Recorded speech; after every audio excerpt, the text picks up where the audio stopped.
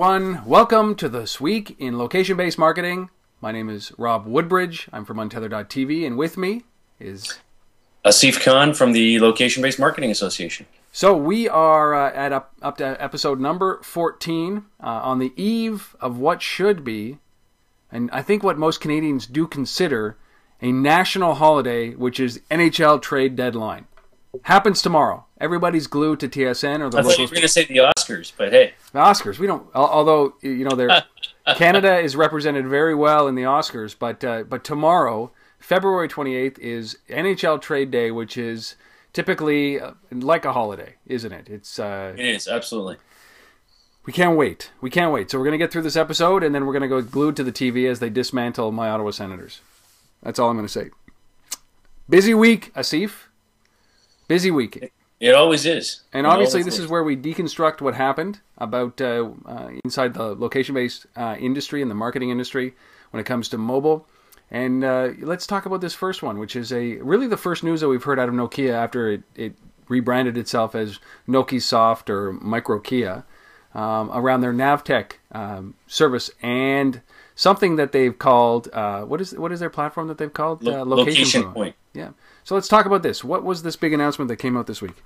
So basically Navtech, which is the subsidiary of Nokia that's in the kind of mapping GPS space, very, very big player in that space, been around for quite a while, announced something called Location Point. So effectively what it is a local ad network. In some respects, similar, without the Wi-Fi piece, similar in my view to what Jaywire has. Very, very similar in terms of the way it's positioned and being laid out there.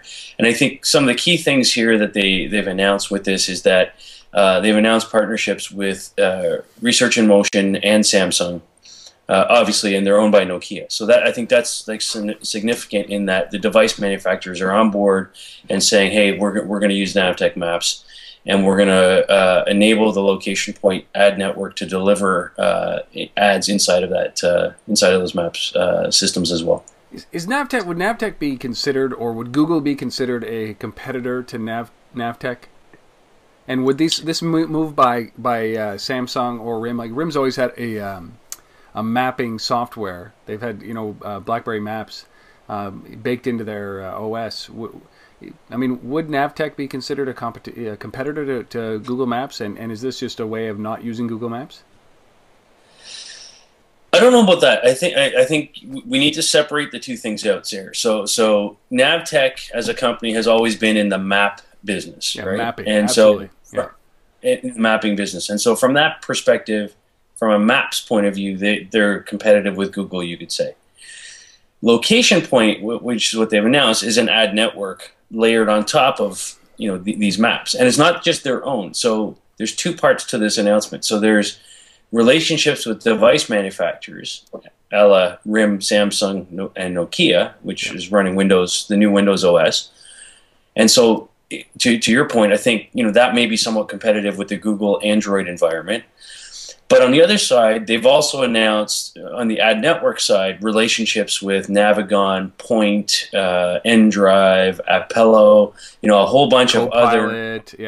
everybody. A whole bunch of other mobile GPS or navigation systems. And so they're not saying, hey, we're going to replace all your maps with our maps, necessarily, like to a Navigon. Per se. What they're saying is that as people are using those maps to find places, we're going to deliver ads across that network. On top of it. Okay?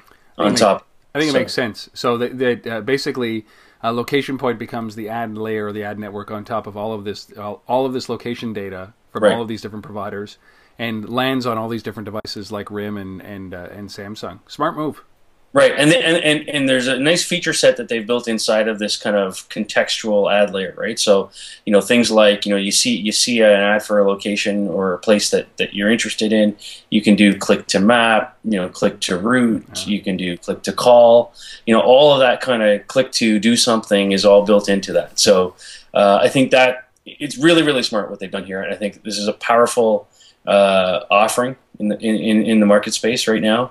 And quite frankly, I think it's, in some respects, it's it's going to make things difficult for the Foursquares and others of the world who aren't in the mapping business per se to compete for those ad dollars now. So I think that it's an interesting thing to watch in terms of how that's going to shake out. So kudos to Navtech and Nokia. Well, and I think this really shows that the big guys taking this very seriously now. Certainly their business has been eaten because of smartphones, and maybe except for Navigon. And I think all of them probably have a smartphone equivalent. But before they could sell you a device that was $350, and now they're just selling you software that's $25. Right. And that's a significant shift in the way things, and it happened very quickly. So good on somebody of this stature and this size of a company getting into this. And you know what? I think that you're right about Foursquare. But if they integrate Foursquare, or Foursquare integrates within Navtech, and you've got that extra layer. Right. I think so I think we're going to see, again, we've talked a few times the last few weeks about a lot of movement expected this year in terms of deals and mergers and acquisitions and things yet to happen. So, but I love this move by Navtech. I think it's fantastic, and I expect other moves from kind of the old guard of GIS later this year. The Esris, the Pitney Bowes Business Insights, all those the big guys. With global infrastructure and IP sitting on shelves collecting dust, just waiting to come out and jump into the new world of location. So lots to come.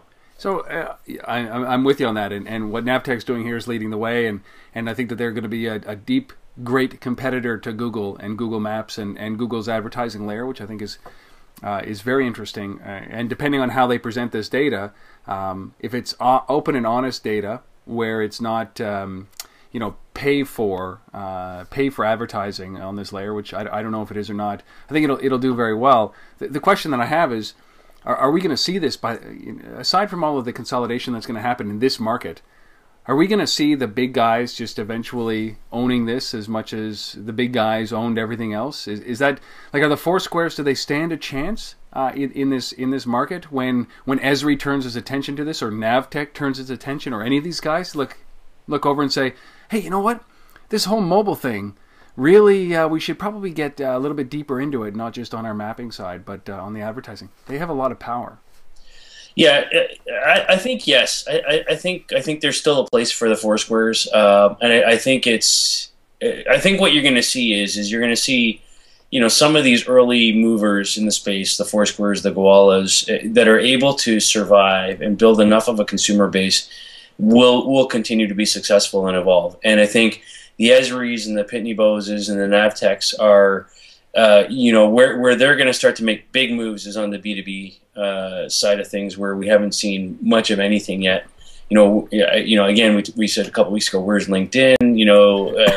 Where are all these these guys that are focused on the businesses?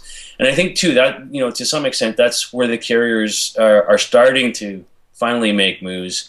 In terms of they know where all your devices are anyways. They're tracking the IP addresses of all those mobile devices. Yep. And so, the early, obviously, services are, fleet management and things like that, for businesses that are of that nature. But there's more yet to come in terms of, asset tracking and other things. So.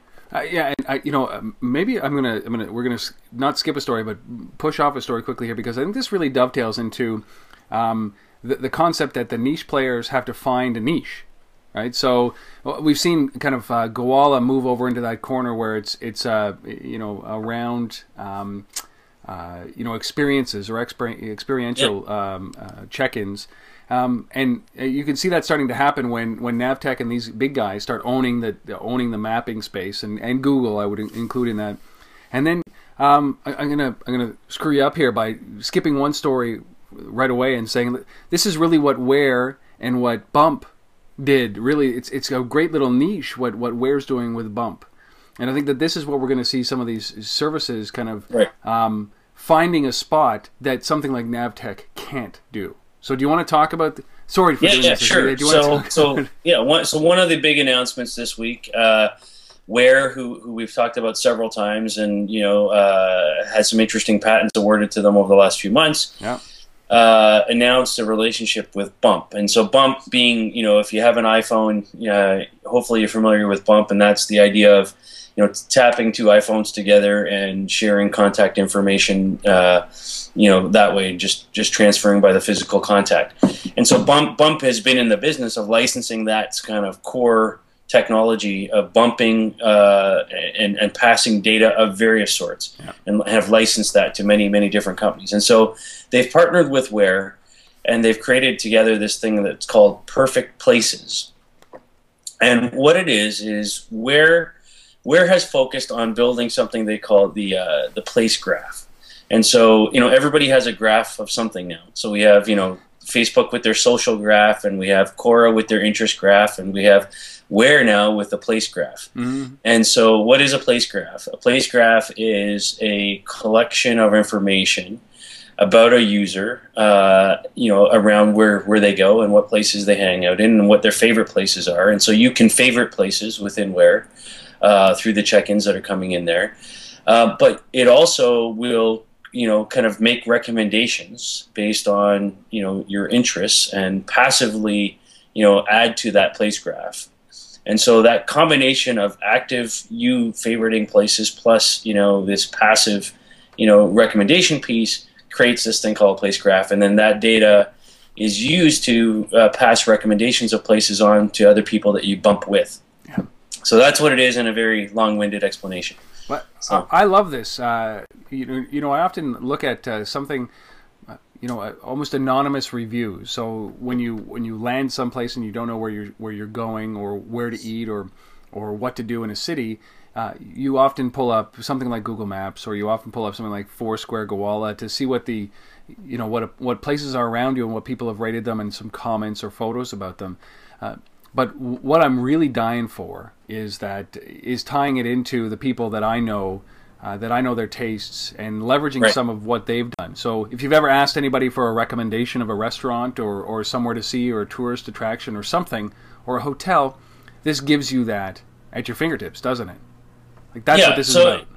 In some respects, it's some of the functionality of Yelp or Urban Spoon in that sense of recommendations, but it's with a lens added on top of it of people and your own interests, and things layered together based on actual places. And I think the interesting thing here is and where points this out specifically in this announcement is, their goal with this, with the recommendation side of things, is to own the pre-check-in.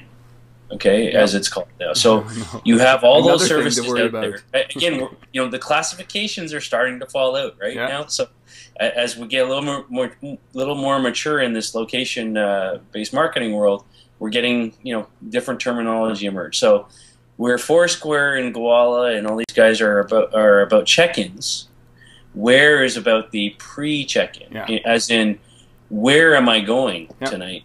I don't know yet, so let's get a recommendation on that. Let's own the pre-check-in space.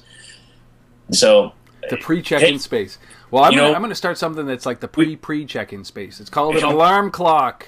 We talk a lot about lack of innovation. I would say this is innovative. And this is Where's business, and what I love about Bump, and I've interviewed Dave Lieb, who's the CEO for Untethered. He's the CEO for Bump. I've interviewed him on Tether.tv. These guys just raised a whole whack of cash, and are coming out with some ways of the technology that they're using allows you to bump two phones. In essence, there's a lot of technology that is involved in bumping those two phones. It's not done by Bluetooth. It's actually done by location and momentum, and it's up in the cloud, and it does some magic and then comes back down. But you've created a contact or a connection to that contact once you've bumped somebody. So if I am interested in your recommendations, Asif, anytime you recommend something, my guess is that what will happen is that there's always going to be a link between us. So I'll see your recommendations without having to bump into you or pester you or ask you again for your recommendations. So I think that that's really, really interesting, because then it expands on its own. I don't have to ask you again. It just creates that pool of places, and it's curated specifically by me, by the friends that I associate with, which I think is a layer that's sorely missing. So if I've been searching for meaning in the check-in world. The pre-check-in world is gold. How do you drive people to the restaurants, to the locations, in order to be able to allow them to check in? So kudos. And this is and by the way, part of that, to put a bit of a filter on that, from the retailer perspective or the restaurant chain perspective, on the mobile couponing, Groupon, world of activity, we have a whole bunch of services that are focused on driving traffic to store. Yep. The footfall piece. And then we have a bunch of stuff that has to do with once you're in the store, we want to keep you there to buy more. Yep. And so, the pre-check-in stuff of where, fits into that camp of, driving people to the location, right? And then what you do there when you get there, well, we'll see. But I like it. Like, the reason I like it so much is that you're not giving a 60 or an 80% discount like Groupon. You're not giving a 40% discount like Facebook Places. What you're doing is your lever. I'm already looking for some place to go.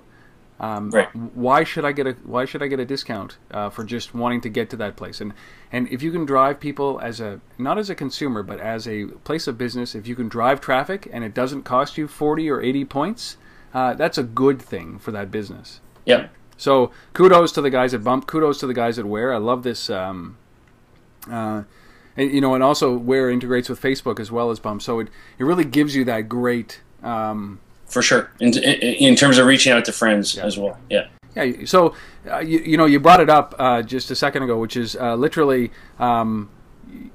getting people to the restaurant or to the location and then creating a relationship with them, which is one of the key things that a lot of these things, as you said in our pre-interview, just about Groupon doesn't do it. It drives people. It's like a mass, storm onto a business, and then they all leave, and then you hope that there's some that are left behind to create that relationship with. So this next story that we're going to talk about is Constant Contact teaming up with We Reward, which is tough to say, but We Reward, about starting to create those relationships through Constant Contact and going old school with email. Yeah, and I think this is an area that has totally been kind of overlooked, for the most part until now, and so We Reward has relationships with a number of retailers, Domino's and various others that they're focused on, creating loyalty programs, driving traffic, mobile apps, all of that kind of stuff on behalf of their clients. And, loyalty programs in the form of mobile apps are great. But one of the interesting things, with Constant Contact now, so Constant Contact, for those that don't know, is one of the leaders in the email marketing space. In fact, the LBMA, we use Constant Contact for our email as well. And so I think the interesting thing here about it is that you go to a place, you check in at that place, and maybe you get offered a coupon or a discount or something. Through the Reward app, but what ongoing relationship is there? Post that check-in or that redemption of the offer. Yeah, oftentimes there isn't anything that comes of it.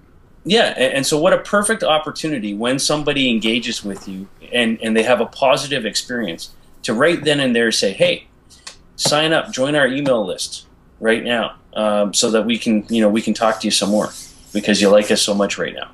And I think that it just makes so much sense to do that. So would this be in real time? Like, when I check into a location, so leveraging We Reward, I redeem a reward or I check in, and then do they know what's going to happen after that?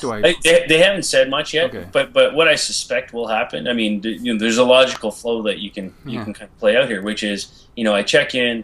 I redeem some reward, or I earn some points, or whatever the activity is that I'm doing, from a reward / loyalty perspective, and then as I leave or as I'm finished that checkout process, so to speak, then I get hit with the hey, sign up instantly here to our email subscription list, via Constant Contact. Yeah, and then now we're talking to you. So I think it's great. Well, I mean, old school. Like, a part of me says, isn't that what Constant Contact does? I mean, all of my stuff on Tether is run through MailChimp, and it's you know, I try to drive as many people as I can to that mailing list, but I don't have any rewards. Untether doesn't have a location, so I wonder if this is so simple, but it's just because nobody's doing it, that it's and no retailer or no location is doing it at this point. They're not really worried about their mailing list per se. They're worried about foot traffic. So this might seem simple, but it's probably just been omitted as a service. Sure, and you think about, you know, the numerous studies that we've seen and talked about now, you know, with Groupon, you know, 50% of people who use Groupon, retailers, businesses who use Groupon say they'll never do it again. Yeah. You know, we hear that over and over again from numerous studies. Well, part of that is because they say, you know, we're getting that one-time traffic, but we don't know how we're going to, you know, have a sustained relationship. Yeah. And, you know, here's, you know, maybe a part of that answer, you know, on how you do that. You know, maybe Groupon should be partnering up with Constant Contact. Well, I know that Groupon does certainly when you do it, because you're bumping up your mailing list and you know, you're getting access to all the email addresses of the people who signed up and bought the deal with Groupon. So I'm eager to see what they say. Obviously, their press release, or what comes out of the service, their press release, what Constant Contact puts out there with We Reward is fluff, and people should stop writing press releases that don't say anything. But it's good to know that people are focusing on this, because when it comes to retailers, you know, there are a few that get it, and then there are the majority who don't, who aren't implementing anything in the mobile space. So what I'm hoping is that this is an easy transition into getting into this space, so they can start to leverage it, and hopefully this works for them. So keep an eye out for what Constant Contact is doing with We Reward. That is a tough name. We Reward. That's We Reward. Got it. We Reward. So anything else to say on that, or is it just no. we'll wait and see? We'll do a follow up and see how they come out, because they said that it's not going to be. We're not going to have to wait too long to find out what this service is. So.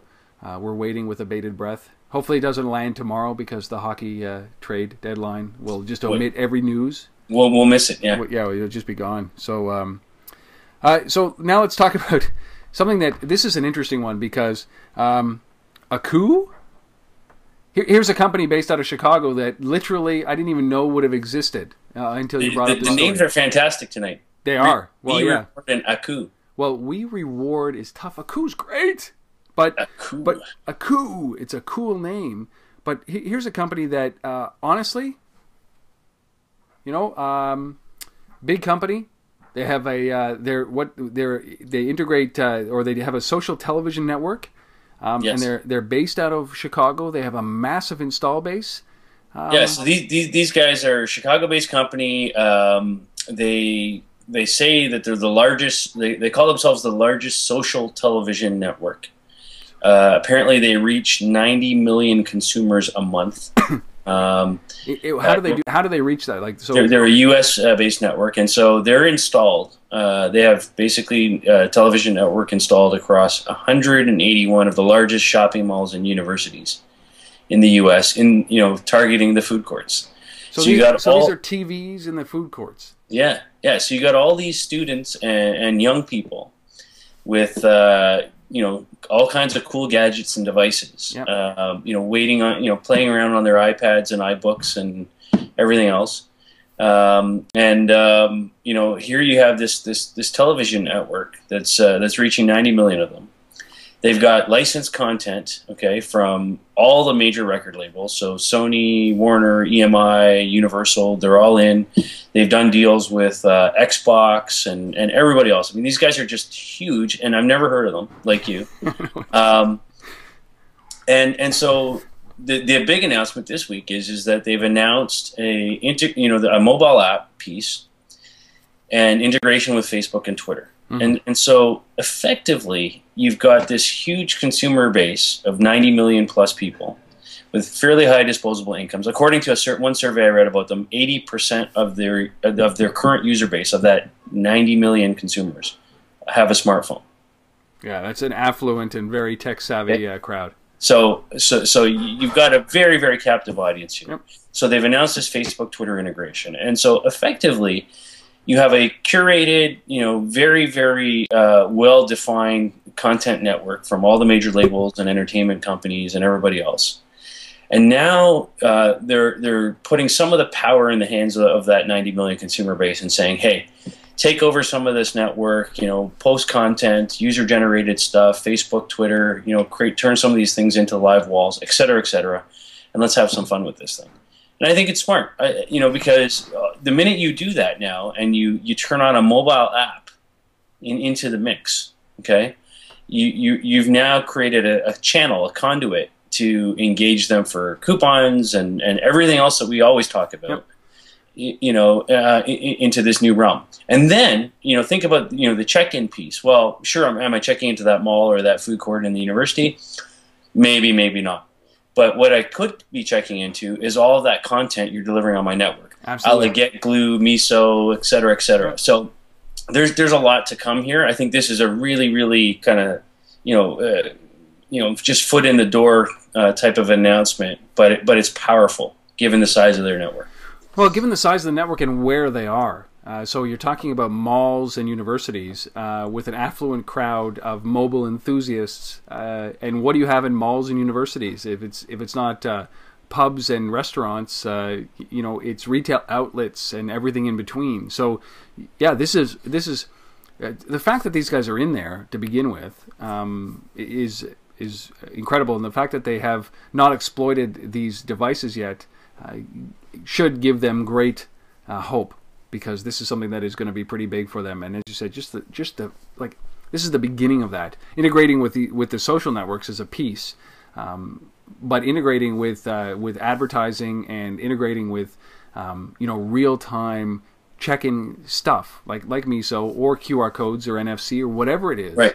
Is going to be pretty amazing to watch. Yeah, I think there's a ton to come here, and these guys, this is a company that had I known about them, I would have been all over these guys in terms of just talking to them about 17 new partnerships that they could be exploring. That's right. Well, now that they've heard of us, and now that you've heard of them, now's the time to go after them. Yeah, I mean, the obvious thing that jumps to my mind right away is the playbook or something like that. Should be launched over a network like this. Yeah, totally agree. And it's a free advice to Akoo. There you go. Well, yeah, there's lots of that coming out of this. What I think about it is that this is just the beginning for these guys when it comes to this interactive piece and certainly a location piece. And as I sit here and I think about it, there's so many other ideas that could generate a ton of revenue for them, and they just have to be cautious about how they implement and where they implement. But that's certainly very exciting. 90 million viewers on a closed loop, with all that licensed content in those types of locations, malls and universities. Yeah, huge, good. Huge. Next big company, do you think? Could be. I mean, let's see what happens. But good on them. I definitely connect those guys with Miso and anybody else who's doing place check-in or content check-ins, which is which all of a sudden that's a great marriage. So before we get into the product of the week, what I want to talk about is your event. We can't let this go without, because this will be posted. It'll be Monday morning. You guys, so the LBMA are doing an event this coming Thursday, March 3rd. Let's talk about that for a second, because it's a great event. Yeah, so we're having an event in Toronto this Thursday in the evening, and we're bringing in Adarsh, the CEO of Geotoko, to keynote that event, and there's a panel as well. And really the title of the event is Measuring Location-Based Success. So this is all about, it's great that we have all these platforms and tools and things to check in on, but if you're an agency or you're a brand and you're trying to figure out, should I use this stuff or should I not use this stuff? How do I measure it? What are the metrics? All that kind of stuff. This is the event that you want to be at in terms of understanding it and understanding how to measure it, and how I determine ROI. So I think it's going to be quite powerful. And that's they can find, anybody who's listening to this or watching this can find information about that from thelbma.com and sign up there. Yeah, absolutely. You can register online. And actually, just while I'm on that topic of the site, last week we for the resource we mentioned the Merchant Circle report That report is now available under research at the lbma.com as well. So you can get that there. So head there, and then head to the event on March 3rd. It starts at 4 is it? 4 o'clock, yeah. 4 o'clock. Eastern, yeah. Yeah, and Adarsh is amazing. Geotoko is a very unique company. And, I think I have a technology crush on Geotoko. Is that possible? Yeah. Yeah, maybe. Me and Watson. Analytics. I love analytics, as I know you do as well. So let's talk about the product. This is the product of the week. Something that, I did my research on it, and Asif, you stumped me on this. So I'm going to leave this completely to you, and I'm going to ask a bunch of questions. Mixi Check out of Japan? Out of Japan, yeah. So I figured, hey, we talk a lot about stuff in North America, and then we've focused on Europe a little bit. Let's bring Asia into the mix a little bit. So Japan. So here's a company. Mixi is effectively the Facebook of Japan. They've got 21 million users on their network, which is more than Facebook is in Japan by far. And the big thing about it is that there's kind of three service offerings within the Mixi family, which I don't like any of the names, by the way, but I don't speak Japanese. Maybe Mixi is means something, but they've got Mixi Check, Mixi Check-in, and Mixi Real Check. Nice. Right? It's got to be a translation issue because. Let me explain what those things are. Okay. So Mixi Check is like a Facebook share or Facebook like. Okay. Okay. Like a check mark, I would say. Yes, like a check mark. Okay. Mixi Check-in is like Facebook Places. Okay. So physical locations, and Mixi Real Check, which is is the big announcement this week from them, is NFC product check-in. Okay. Okay. Yep. And so what they've done is they've they've gone and done what Google announced a little while ago, that little experiment we talked about in Portland. Yep. Putting NFC stickers on store windows and going up with your Android phone and tapping the sticker and that being your check-in. Yep. Via tap. So that's effectively what Mixi Real Check is all about. So it's NFC stickers. They're going hard with this all over the place. It currently works on the Google Nexus S and any other Android NFC phone. But really, really cool. And again, this whole, in some respects, it ties back to, our earlier story about Bump. And I know Dennis Crowley's on record over at Foursquare saying, he's a big fan of NFC and the idea of tap and go. To him, he calls it magic. It's this idea of I wave the magic wand and something happens, and I think that's a bit of the fun of this, right? It's I'm bumping my phone and sharing recommendations, or I'm tapping an NFC sticker and that's my check-in, or whatever. But that's what Mixi's doing over in Japan. Well, I think that I had a great conversation about is NFC. Just like are QR codes and NFC going to actually succeed in this market? Are we going to see this? Are they going to go the way that a whole bunch of other technologies before did? They never materialized.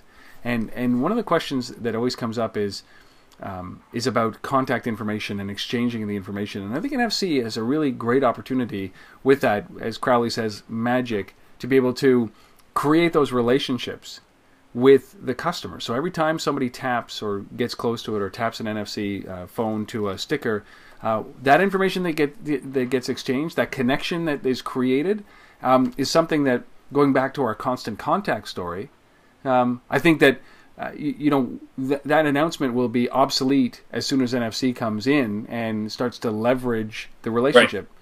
And so if I tap and I give them permission automatically, a little pop-up comes in and says, you give permission to allow us to communicate with you or push you deals or do those things, or can we put you on our mailing list?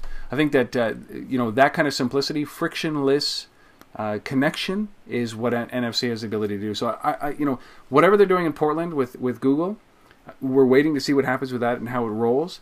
And by the way, that experiment they're doing in Portland, my understanding is they're running a similar version of that next week in South by Southwest in Austin. Oh yeah, yeah. All over the city. So, we're going to have a ton to talk about post South by Southwest. There's a gazillion location-based marketing experiments going on there. So it's going to be pretty crazy. It's going to be like stickers everywhere on every wall. But just to finish off this story, kudos to Mixie for pushing the NFC, charge along. My understanding is from the guy who leads the charge over there. Currently, these NFC stickers are about 50 cents a piece. Yeah, he expects that price to drop pretty quickly. I think NFC's coming, and it's coming quickly. I don't work for Apple, but I would be surprised if the next iPhone didn't have NFC, wasn't NFC compliant. I think that there's rumors floating around, obviously, and everything that. But I think one of the rumors is that they were talking about is that there's a cavity for an NFC chip, and I certainly know that RIM, the CEOs of RIM, have said every device that goes out, it will be NFC enabled. Right. But I think that they're only focusing on the playbook right now. I don't think that they've got any new devices that are coming out. Right. Yeah. But there's a firm commitment which makes me believe that this is going to be something that's adopted. But I've said this many times: is that 2011 is not going to be the year of NFC. 2012 is going to be the year of NFC if it takes off, because there aren't any devices right now, and you need devices in order to be able to generate the year of NFC. So we'll see how 2011 shakes out, but looking forward to seeing that. And so good on Mixie. Good on Mixie. So what was that service called? It wasn't Mixie Check. It was Mixie Super Uber Check? Mixie Real Check. Mixie Real Check. So we're looking forward to this. And the South by Southwest reference, looking forward to seeing what people are going to be doing there. Right. And we might actually see, Asif, the very first sticker fatigue from a conference, like you're talking about before. Is that I think that South by Southwest might be that, it's kind of, look, I want to go into hibernation. I don't want to check into anywhere because of what's going on down there. But it's a hotbed of innovation, and I can't wait to see what comes of it. Right. So, resource of the week. Bum bum bum. Wrap up with the resource. Resource this week is a new book that's out called Social Location Marketing. It's by a guy named Simon Salt. Simon's well known in the Twitter world and location-based marketing world. He's based in Dallas, and got a great book out. And people are talking about it. You can get it from Amazon for $12-13, I believe. So it's pretty reasonable. And if you haven't got one, go get it. And what he's calling it, I've read the write up here, and it says the first book to focus entirely on the most important new opportunity in social media marketing, the use of social location sharing tools. So this is lots of studies. What's that? Lots of case studies. Lots of case studies. So basically this is I guess the definitive book on social sharing and check-ins and location-based marketing, wouldn't it be? Yeah, absolutely. Yeah, I think this is one of the books that people need to look to. I think there's a few others that are yet to come to press the next couple of months, but certainly if you're in this space, you need to get a copy of this book. And if you're in Toronto and you're at the event on Thursday, you'll have a chance to win a copy of this book. That's great. There you go. Yeah, so Simon Salt, Social Location Marketing. This is great. So, are you? Hopefully the event is full on Thursday. Driving a lot of traffic to be able to hear Adarsh speak, and the panel. ROI is so important. It would surprise me if the room wasn't jammed with people looking for answers, confused people looking for answers, and hopefully sharing some great stories from those guys on the panel and Adarsh. Looking forward to seeing that. Like every week, there's lots going on. I think we're going to have a great event on Thursday. Hopefully, it's a full room. And there's certainly going to be lots to talk about. And even one thing we didn't mention yet is certainly the eyes are going to be on Apple this week. On Wednesday, Apple's announcing the new iPad. So everyone's with bated breath as we wait to understand what new functionality is going to be in that. And also, on the topic of Apple filed patents last week as well for the word places in Europe and in China. So what does that mean? What are they going for? Who knows? But always lots to talk about. we'll check back next week and see how things shake up, and we'll get a full rundown of the event from on Thursday at the LBMA. So go to the LBMA.com, register for the event, and take a look at the research, because all of the research that we've talked about is found at the LBMA.com/research. And thank you so much for listening. Thank you so much for watching. Yeah, thanks, guys. Really appreciate you guys sticking around, and we'll see you guys next week. Thanks, Asif. Cheers.